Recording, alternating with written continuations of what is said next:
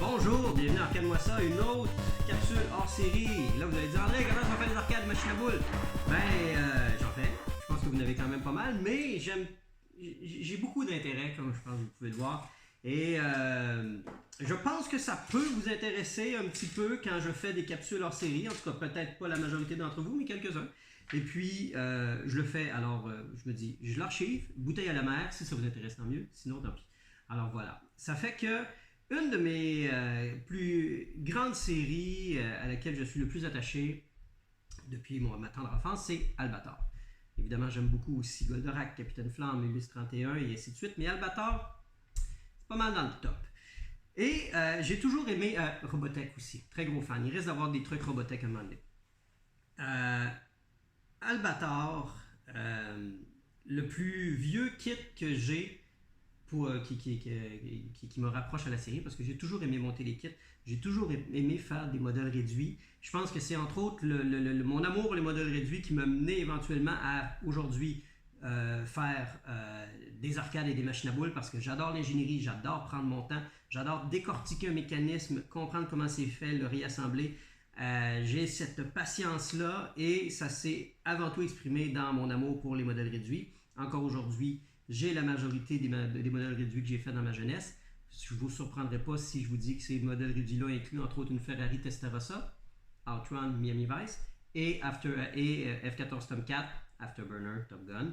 Alors mes deux véhicules préférés. Et autre véhicule que j'ai toujours adoré dans mon enfance, c'est les vaisseaux d'Albator. Il y a eu entre autres le premier, l'Atlantis, en 1978, avec la première série qui était bleue, qui avait de la gueule, qui était hot, mais j'ai toujours préféré l'Arcadia. Et cet été, j'ai un vieux pote, un bon ami à moi, Maxime, qui s'était attaqué à ce modèle réduit-là, qui l'a acheté et tout, et qui a dû se rendre compte qu'il n'avait pas la même patience que moi pour faire ce genre de kit-là. Et dans un grand élan de générosité, il m'a donné le kit. Alors, je serais bien ingrat de ne pas lui rendre justice et de le laisser traîner dans le garde-robe. Alors, c'est pour la raison pour laquelle j'ai décidé de commencer à monter ça. Alors, de mettre en œuvre ce super beau petit chantier parce que, pour terminer ma boucle, voilà 20 ans de ça. 20 ans de ça, j'ai fait un garage kit de Albator.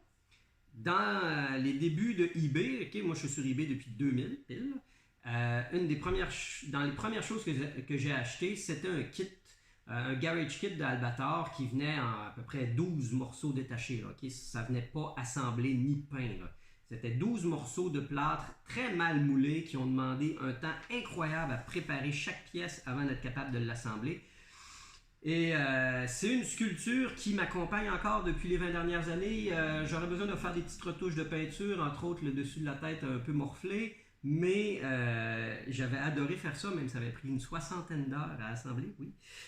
J'en ai un autre de Ghost in the Shell, c'est un autre sujet.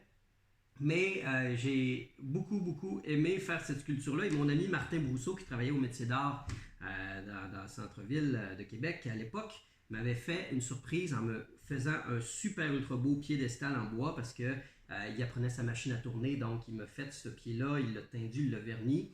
J'ai percé les pieds pour mettre Albator dessus et depuis, il a survécu à tous mes déménagements. Alors ça, c'est une bonne nouvelle. Je l'ai encore et j'en prends soin. Malheureusement, quelques années plus tard, j'avais acheté un kit au Japon, dans mon premier voyage. Vous êtes allé au Japon? Moi, je suis allé 2 fois. Alors, quand je suis allé au Japon, j'avais acheté un kit, un modèle réduit à monter du vaisseau d'Albator, plus petit. Quand même, je dirais le 2/3 de ce que lui va donner. Parce que lui, il va être quand même gros, là. Il va être quand même cette grosseur-là. Écoute, celui-là que j'ai monté, je pense qu'il était la moitié de ça. Puis, il venait avec son stand et tout, mais lui, il n'a vraiment pas survécu aux multiples déménagements. Les pièces se sont cassées, ce qui fait qu'à un moment donné, je l'ai jeté. Alors ça arrive à une belle époque. Ça arrive à une époque où je me permets de faire des projets personnels et j'ai très hâte de mettre la main à ça. Et ça me rappelle toute mon enfance de faire des modèles réduits. Alors, j'ai tous mes outils de prédilection, c'est-à-dire mon petit pot de colle. Ça rappelle des vapeurs. Ma petite paire de pince, mon X-Acto et ma petite lime à ongles pour couper les morceaux. La manière que j'ai décidé d'attaquer le projet, c'est que oui, je suis patient, mais dans ce côté-là, peut-être pas tant que ça. J'ai décidé que je vais l'assembler à fret. de même. Je ne vais pas chercher à tout peindre, même si j'ai les pots de peinture. Je vais voir à quel point je suis capable d'en assembler le plus possible en une journée. Et après ça, je vais sortir dans une deuxième capsule, je vais sortir le airbrush, faire du masking et y aller au airbrush, puis après ça, faire des petits détails parce que je pense que comme vous le voyez, j'aime beaucoup faire du pinceau. J'ai eu une grosse passe Donjons et Dragons où j'aimais peindre les petites figurines. Alors, je vais me garder tout ce qui est peinture pour la deuxième passe. Alors là, tout simplement, je vais m'imbiber du modèle et tout. Je vais assembler ça à la cow-boy. Puis, si le défi est trop grand, je peindrai. Mais non, j'ai... Allez, you can do it! Build!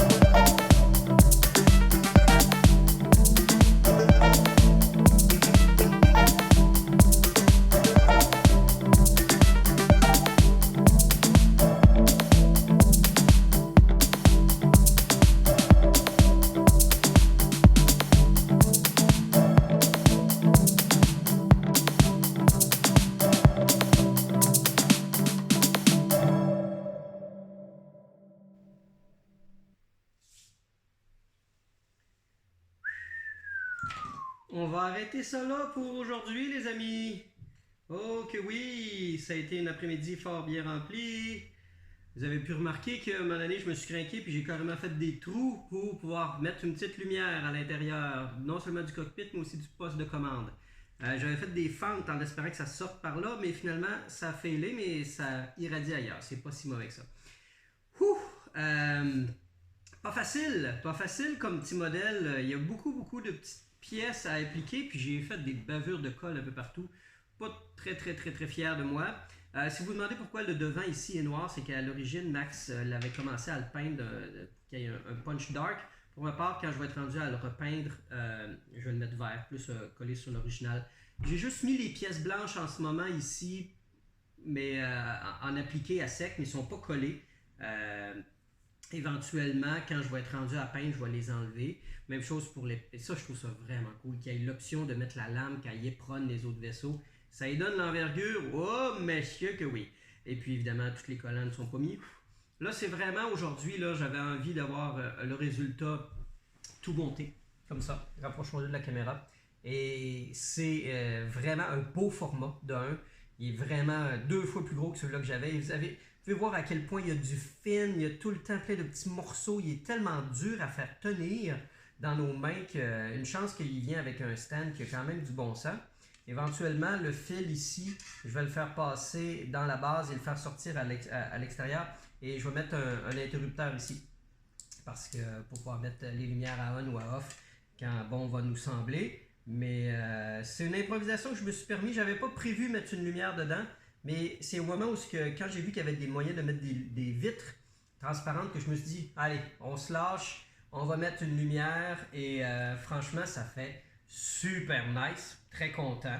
Ça va être un bon défi à peindre. Il va y avoir beaucoup de travail à faire, de petites retouches, d'enlever les petits résidus de colle, de faire de la petite potée un peu partout. Mais somme toute, c'est prometteur. J'ai hâte de m'y attaquer, mais pas tout de suite. Merci d'avoir été là pour regarder ça.